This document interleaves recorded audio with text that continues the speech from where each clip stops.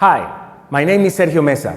Welcome to Easy ENG for You. Easy English for you. In today's video, we're going to learn about the third conditional.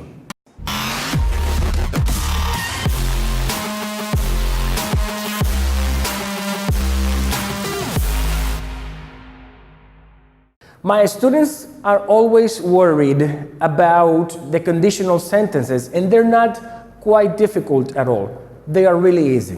What you need to understand is the function for each of them and the grammar structures that you have to use for each of the sentences. In today's video, this is the last video of the series of conditional sentences in English. And in today's video is the third conditional. Okay, number one. What is a conditional sentence? It's a sentence that consists of two sentences. Okay? One that we call the if clause and another one that is called the result clause. And can you see this thing right here? Okay, it indicates that to separate both sentences, the if clause from the result clause, you have to use a comma. Okay? If the order is the if clause first and the result clause after. What happens when you invert the position of the sentences? You will need the comma. Okay, so let's take a look at the example that I have prepared for you on the board. If Jack had worked harder, he would have earned more money. That's the example that I have for the third conditional.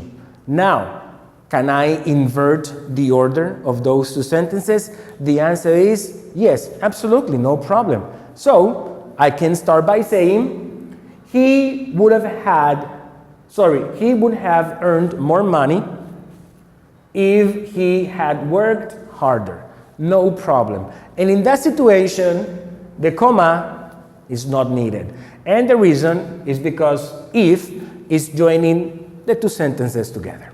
Okay? Now, as you can see, the if clause here in the third conditional has to be in the past perfect. And the result clause here is with would have and the verb in the past participle. You have to understand the structure or the composition of the two sentences, okay? Because if you make a grammar mistake when writing the sentences, well, I have bad news for you. It's going to be bad, okay? So don't forget, if clause past perfect, result clause would have, and the verb in the past participle. Do you remember on my first and second video about the conditional sentences? If you do, now you remember that there is a function, correct?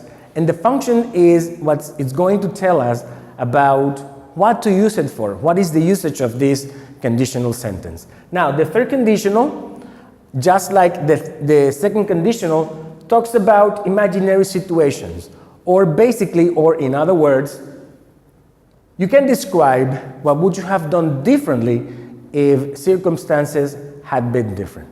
All right, let's take a look at the two examples, or the examples that I have on the board. I have two sentences and a question, just to demonstrate that you can use the example with both sentences and questions as well. All right?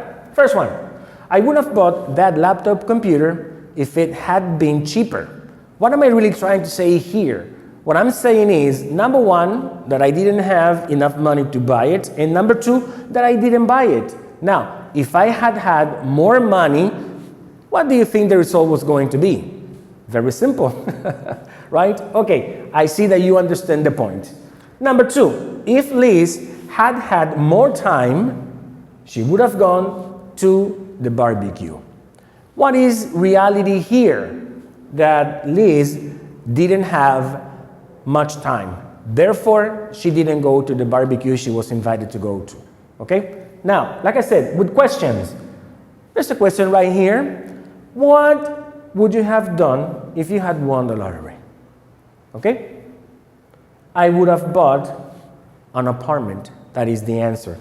As you can see, when answering a question in the third conditional, which is also called past and real conditional, the answer is going to be a result clause. Very simple. There's no need for you to use the if clause when answering a question in the third conditional. All right? Now, let's review for a while. Any conditional sentence consists of two sentences, the if clause and the result clause. In this case, the function for the third conditional is to talk about or to describe what you would have done differently if circumstances had been different. Okay?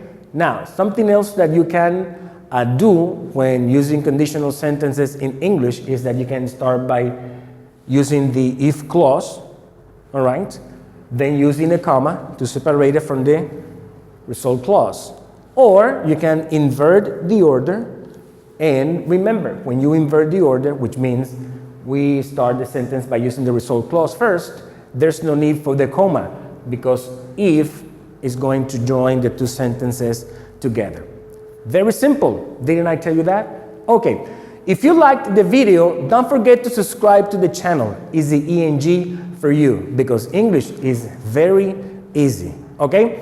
And don't forget to activate the notifications and follow us so you can be updated with the latest videos. We are going to be uploading every Sunday at 6 p.m. Okay? Until the next time, see ya. Bye.